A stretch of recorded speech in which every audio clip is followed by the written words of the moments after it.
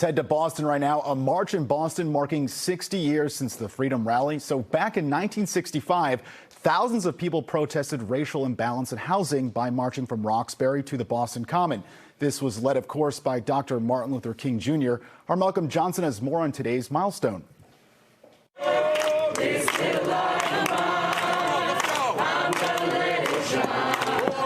As rain dropped, the light of tomorrow's future shined through the clouds on the 60th anniversary of the 1965 Freedom Rally. When Dr. Martin Luther King Jr. led over 20,000 people from Roxbury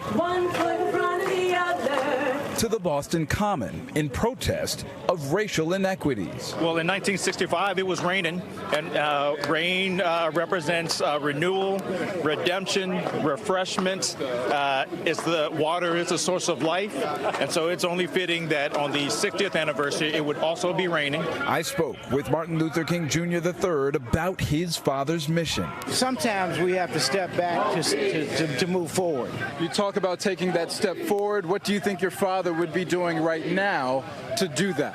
Well, first of all, I'd have to say if my father lived, we'd be on a different trajectory.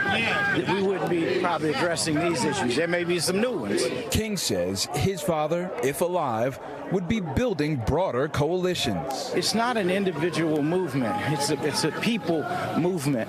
And we also should remember that it was not masses of people that brought about the change. It was a few good human beings. Some of the human beings that marched 60 years ago. We marched from Roxbury to the Boston Common. Returning today. Very emotional, very high-spirited. But at the same time, as you know, the saying goes, as things change, some things remain the same. And you got to put that into perspective. I've been protesting ever since. I've been taking my kids to protest since they were baby. It's very moving to be here. Mayor Michelle Wu announcing the new name for the corner of Boylston and Charles Street. I am deeply humbled to officially declare this the 1965 Freedom Rally Square. A rally for justice 60 years later. A country where Dr. King's dream is no longer deferred, but finally delivered. With hundreds taking action for hope. We need an opportunity to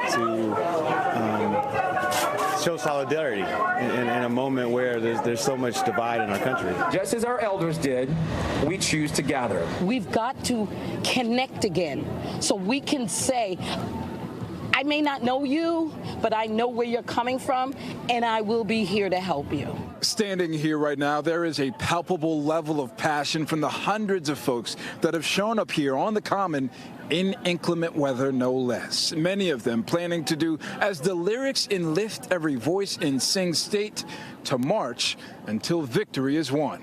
Reporting in Boston, I'm Malcolm Johnson, NBC 10 Boston.